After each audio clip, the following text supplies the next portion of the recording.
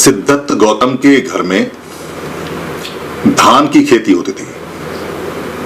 धान पूरे कपिल वस्तु में एक बहुत महत्वपूर्ण पूरे उस क्षेत्र में फसल थी, मगर सिद्धार्थ गौतम ने धान की फसल नहीं उगाई, धान की खेती नहीं की, क्योंकि वो खेतीय लोग थे। खेतियों को बाद में क्षेत्रीय बोला गया, क्षेत्रीय बोला गया, क्षत्रिय बोला गया। उन्होंने भी खेती की पूरी जिंदगी 45 साल तक, 6 साल तक खेती सीखी और 45 साल पूरी जीवन भर उन्होंने खेती की, मगर मन की खेती की, मन की, चैतसिक गुणों की, चैत्य की।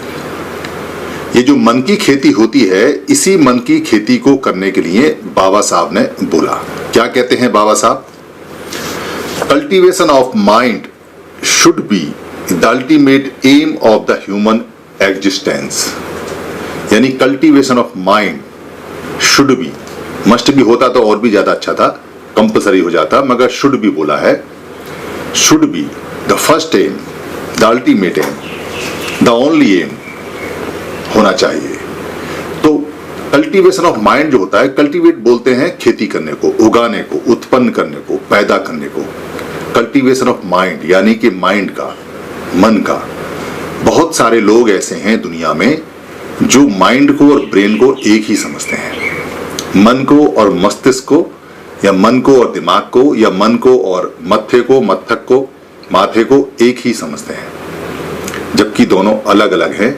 ये बात जितनी जल्दी जिसको समझ में आ जाती है, उसका मन की खेती, कल्टीवेशन ऑफ माइंड, उतनी जल्दी होना शुरू हो जाता है। भारत के अंदर जो बिना शब्द ज्ञान वाले लोग हैं, जिन्होंने स्कूल कॉलेज नहीं देखे हैं, उनकी तो बात ही क्या, जो डॉक्टर भी हैं उनको भी ये नहीं पता कि मन और मस्तिष्क अलग अलग होते हैं। मन होता है जो भगवान बुद्ध ने खोजा, डिस्कवर किया, इस नेचर से बाहर निकाला, जिसको हम ह्यूमन सॉफ्टवेयर कहते हैं। और जो मस्तिष्क होता है वो ह्यूमन का प्रोसेसर होता है, यानी कि ब्रेन, मस्तिष्क। सारी भाषाओं में, उर्दू के अंदर इसको नफ्सियात बोलते हैं, नफ्सियात यानी माइंड, और दिमाग बोलते हैं मस्तिष्क को, मत्थे को, ब्रेन को। तो इन दोनों शब्दों का अच्छी तरह से मतलब समझ लें कि यहाँ जो खेती होनी है वो मन की होनी है, मस्तिष्क की नहीं होनी है, मत्थे की नहीं होनी है, दिमाग की नहीं होनी है, ब्रेन की नहीं होनी है। क्योंकि आपका जो ये मोबाइल है जिस पर आप ये वीडियो देख रहे हैं, या जो कंप्यूटर है जिस पे आप वीडियो देख रहे हैं, उसमें दो चीजें हैं। एक तो उसका प्रोसेसर है, उसकी चिप है जिसको माइक्रोचिप बोलते हैं, ये ब्रेन होता है उसका, और एक इसके अंदर सॉफ्टवेयर है जो सॉफ्टवेयर से ये चलता है।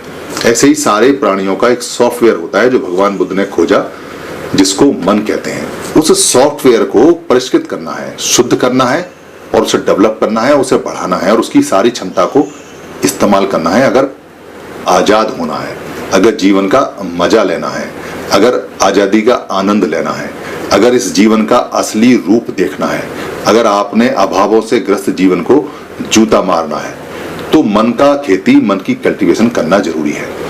जितने भी संत पुरुष हुए हैं, या महान पुरुष हुए हैं, या अच्छे ज्ञानी हुए हैं, चाहे वो कॉलेज गए या ना गए हों, उन्होंने सारी बातें मन के ऊपर कही हैं। आपको कहीं भी मस्तिष्क के ऊपर या ब्रेन के ऊपर कोई बात नहीं मिलेगी, क्योंकि मस्तिष्क और ब्रेन हार्डवेयर होता है, शरीर का हिस्सा होता है, मन का हिस्सा नहीं होता है। जैसे मन चंगा तो कठौती में गंगा, जो सत्पुरुष हैं, संत हैं, गुरुजी रविदास जी, उन्होंने कहा है कि मन चंगा तो कठौती में गंगा। उन्होंने नहीं कहा कि मस्तिष्क चंगा या मत्था चंगा या ब्रेन चंगा तो कठौती में गंगा, ऐसा नहीं कहा। मन है। पुराने जो कबीर दास हैं, जो कबीर जी हैं, जो उन्होंने कहा है, क्या कहते हैं? मन के हारे हार है और मन के जीते जीत। मन के ऊपर कितने सारे उनके दोहे हैं, यानी मन हारेगा तो हार जाओगे और मन जीतेगा तो जीत जाओगे। इसका मस्तिष्क से और ब्रेन से कोई लेना देना नहीं है, यानी कि मस्तिष्क हारेगा भी नहीं और जीतेगा भी नहीं, वो तो जस्ट एक मशीन है, टूल है, शरीर का अंग है, पार्ट है, ऑर्गन है। तो कैसे इसको खेती करने और कहाँ खेती करें और कब करें, सबसे पहले ये समझें कि खेती क्यों करें। मस्तिष्क की खेती नहीं करनी है, मन की खेती करनी है, तो मन की खेती करने की आवश्यकता क्यों पड़ी? क्यों सब कहते हैं कि मन की खेती करो, मन को उगाओ, मन को बढ़ाओ? क्योंकि किसी ने आपके मन को दबाया हुआ है, किसी ने आपके मन को खत्म किया हुआ है, किसी ने आपके मन को मारा हुआ है, आपका मन मुरझाया हुआ है, आपका मन खराब हुआ पड़ा है, आपका मन खट्टा हुआ पड़ा है, आपका मन बिल्कुल छोटा हुआ पड़ा है, आपका मन बिल्कुल मरा मरा सा मुरझाया सा रहता है। इसलिए मन की खेती करके, ताकि फसल उसमें लहराए और आप उसमें आनंदित रहें, सुखी रहें। सुखी रहने के लिए मन की खेती करनी है। बुद्ध का जो सबसे पहला वाक्य है जो धम्मपद में आता है, वो कहते हैं मनोसेठा। मनोसेठा का मतलब है कि मन श्रेष्ठ है, सभी चीजों में मन सबसे सुप्रीम है, सबसे श्रेष्ठ है, सबसे बढ़िया है। यानी धम्मपद का पहला ही जो पद है वो इतना इंपॉर्टेंट है, दो पद एक साथ हैं जिसमें वो बताते हैं कि मन से अगर आप काम करेंगे या मन से बोलेंगे तो किस तरह से इसके परिणाम आएंगे, और मन अच्छा होगा तो कैसे परिणाम आएंगे, और मन खराब होगा तो कैसे परिणाम आएंगे। ये स्पष्ट वो उसको बताते हैं। यानी कि मन इतना इंपॉर्टेंट है कि मनुष्य के अगर मारना हो, हत्या करनी हो तो उसके मन को मार दीजिए, फिर आपको उसका गला काटने की आवश्यकता नहीं पड़ेगी। जिसको आपने मन से दबा दिया वो जीवन भर दबा रहेगा। जिस महिला को आपने मन मार दिया वो जीवन भर आप ही गुलाम रहेगी। जिस बच्चे के मन को आपने मार दिया वो जीवन भर उठ नहीं सकता। जिस समाज के मन को मार दिया फिर वो समाज जीवन भर दबा रहेगा। तो मन, इसलिए मन को कल्टीवेट करना है, बढ़ाना है, इसको उगाना है, इसको हेल्दी रखना है, ये इसकी आवश्यकता है। तो इसको कहाँ करना है? इसको हर जगह करना है, क्योंकि मन आपके साथ हमेशा 24 घंटे रहता है। इसको कैसे करना है, कैसे करना, इसका बहुत आसान और बहुत सरल तरीका है। इसके लिए आपको अक्षर ज्ञान होने की आवश्यकता नहीं है, आपको किसी यूनिवर्सिटी में डिग्री लेने की या कहीं कोई अक्षर पढ़ने की या किताब पढ़ने की कोई आवश्यकता नहीं है। 24 घंटे मन के अनुभव आपके साथ रहते हैं, मन आपके साथ रहता है 24 घंटे। जब से बच्चा पैदा होता है, जब से प्राणी पैदा होता है, जब तक वो मरता है, तब तक मन साथ रहता है, और मरने के बाद भी मन ही बाहर जाता है। ये अलग प्रोसेस है जो मैंने कई बार बताया है, फिर मैं आपको बता दूंगा, चाहे तो आप इसकी वीडियोस देख सकते हैं। तो कैसे करना है और कहाँ करना है? तो 24 घंटे करना है। और कैसे करना है, कैसे करने का आप समझें कि इसका सबसे पहले इसका बीज चाहिए। यानी कि बीज होगा तो ये मन पैदा होगा। बीज क्या है?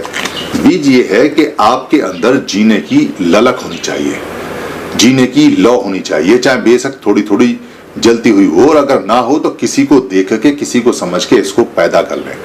और अगर किसी को देख के पैदा नहीं कर सकते हैं तो विपस्सना साधना में चले जाएं, वहां ये लौ दोबारा से जल जाती है। ना भी जले तो किसी साधु या किसी संत पुरुष जो इसमें एक्सपर्ट है उनके साथ रहें। पॉजिटिव बातों से ये जल जाती है, नेगेटिव बातों से ये बुझ जाती है। तो जब किसी अच्छे व्यक्ति के साथ रहेंगे जो अच्छे काम करता होगा तो आपकी जीने की इच्छा ऑटोमेटिक अपने आप ही जल जाएगी, बढ़ जाएगी, उसमें लौ जल जाएगी।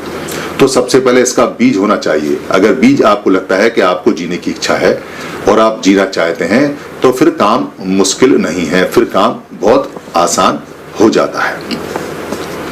इसके लिए जो भूमि तैयार करनी है, क्योंकि मन के लिए जो भूमि तैयार करनी है, जहां इसमें बीज डालेंगे, वो भूमि बहुत साधारण तरीका है उसका। कैसे कल्टीवेट करना है? इसकी भूमि में आपको कुछ चीजें छोड़नी पड़ेंगी। जैसे आप अगर कोई नशा पता करते हैं, किसी भी तरह का नशा करते हैं तो वो छोड़ना पड़ेगा। कोई चोरी चकारी करते हैं तो वो छोड़नी पड़ेगी। कोई अगर आप झूठ वगैरह बोलते हैं तो छोड़ना पड़ेगा। कोई व्यभिचार करते हैं तो वो आपको छोड़ना पड़ेगा। कोई हत्या का मन में लाते हैं या सोचते हैं तो वो आपको छोड़ना पड़ेगा। ये सारे जो कर्म हैं, ये 5 शील के कर्म आते हैं, ये आपको अपनाने होंगे। और ये इसकी जमीन तैयार हो जाती है। जब ये जमीन तैयार हो जाती है तो उसमें ये बीज अपने आप ही पड़ जाता है, फिर ये उगना शुरू करता है। कैसे उगना शुरू करता है? जब आप ये बुराई छोड़ देते हो तो अचानक अच्छाई की जमीन तैयार हो जाती है, और अच्छाई की जमीन में जब ये बीज पड़ता है तो ये बहुत तेजी से बढ़ता है आगे, क्योंकि इसके अंदर उर्वरक क्षमता आ जाती है, इसके अंदर उत्पन्न होने की क्षमता आ जाती है। फिर इसको कोई नहीं रोक सकता। फिर आपको इसकी देखभाल करनी पड़ेगी, इसको पानी धूप देनी पड़ेगी। पानी धूप देने का क्या तरीका है कि लगातार बुराइयां आपके पास आती रहेंगी, आपको उकसाती रहेंगी। कोई बीड़ी सिगरेट दिखाएगा, कोई शराब दिखाएगा, कोई व्यभिचार दिखाएगा, कोई रिश्वत दिखाएगा, कोई झूठ बोलना दिखाएगा। कहीं मन आपका उकसाएगा, कहीं ललचाएगा, कहीं कोई लालच आएगा। बीच बीच में ये आंधी तूफान आते रहेंगे। आपको हर बार ये कहना है कि नहीं, ये मेरे मन को खराब करेंगे, ये मेरे बीज को खराब करेंगे, ये मेरे जो बाग बगीचा उसको खराब करेंगे। ऐसा सोचते ही वो चीजें सब गायब हो जाएंगी और आपका जो पौधा है, जो मन है, वो जम जाएगा उसमें। उसके बाद वो आगे बढ़ना शुरू होगा। इसके जो फल आते हैं वो बहुत इंपॉर्टेंट और बहुत बढ़िया है। इसमें सबसे पहले तो आपको सुख आएगा, पूरा सुख चारों तरफ हो जाएगा, आपका सारे बुरी चीजें छूट जाएंगी, तो आपको किसी भी व्यक्ति से लड़ने की क्षमता आ जाएगी। कोई बुरा व्यक्ति आपके पास में, कोई बुरा विचार लिए कोई आपके पास में आएगा ही नहीं। सच्चाई की ताकत होती है, बुरी चीजें सारी दूर रहेंगी। आपका समय बचेगा जो आपका परिवार में लगेगा, आपका स्वास्थ्य बचेगा जो आपको लंबी आयु देगा, आप किसी बेकार की बातों में नहीं लगेंगे तो आपका पैसा नहीं जाएगा। आपका जो मन है वो जब स्वस्थ हो जाएगा तो आपका सोचने का क्षमता, सोचने का तरीका बदल जाएगा। फिर आप अपने परिवार के बारे में अच्छा अच्छा सोचेंगे, आपको समझ आ जाएगा कि ये चीज खराब है हमारे लिए या ये चीज अच्छी है। ऐसा करते करते आपका परिवार पूरा अच्छा हो जाएगा और इसकी जड़ें आपके परिवार में भी चली जाएंगी। यानी ये जो बीज है ये खाली आप तक नहीं रुकेगा, इसकी जड़ें आपके परिवार में जम जाएंगी और आपके बच्चों में भी ये बीज अपने आप चला जाएगा, जड़ें चली जाएंगी और वहां पौधे अपने आप निकलने शुरू हो जाएंगे और खुशहाली चारों तरफ होनी शुरू हो जाएगी। इससे होता क्या है कि कोई आदमी जो आपको शराब का लालच देके आपका नुकसान करना चाहता है वो आपका नुकसान ही नहीं कर सकता, क्योंकि अब तो आप शराब पीते नहीं।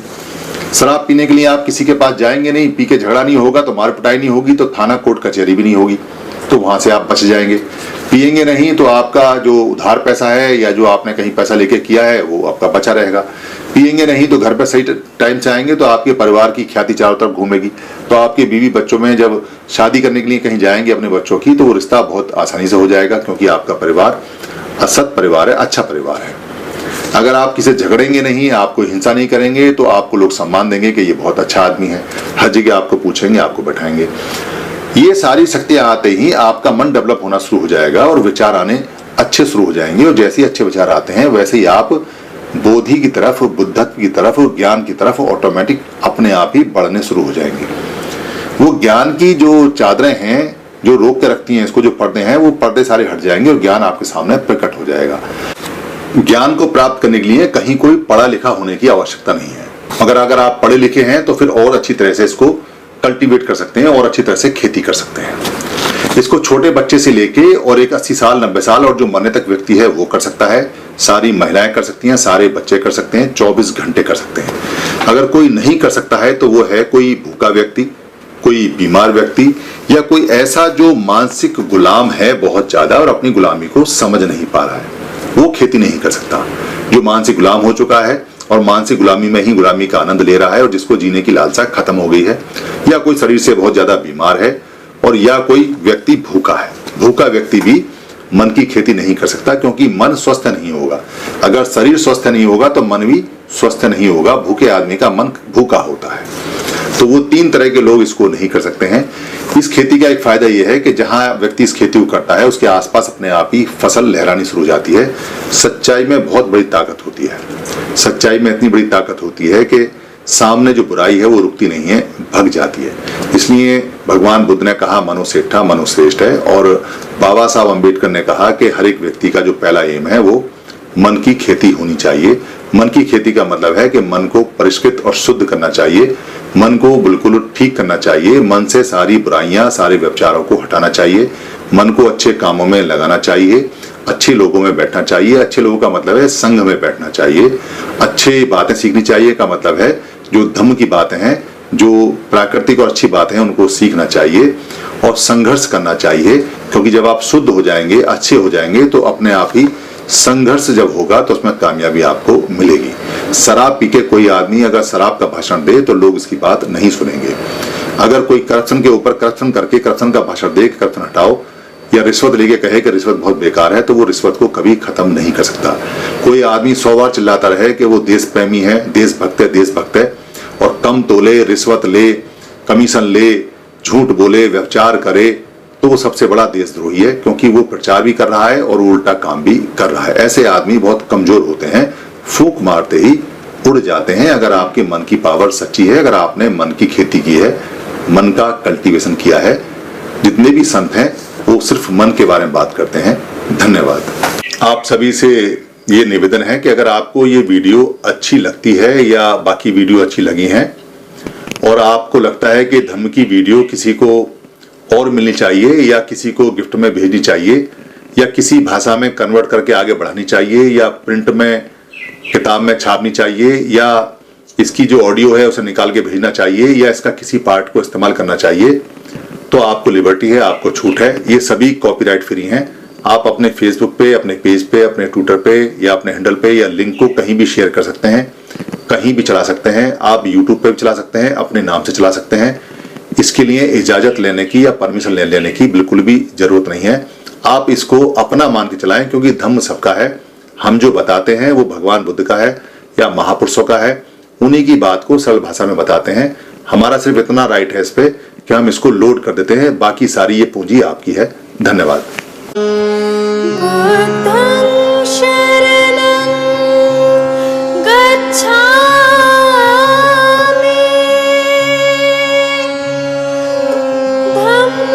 शरणं गच्छामि।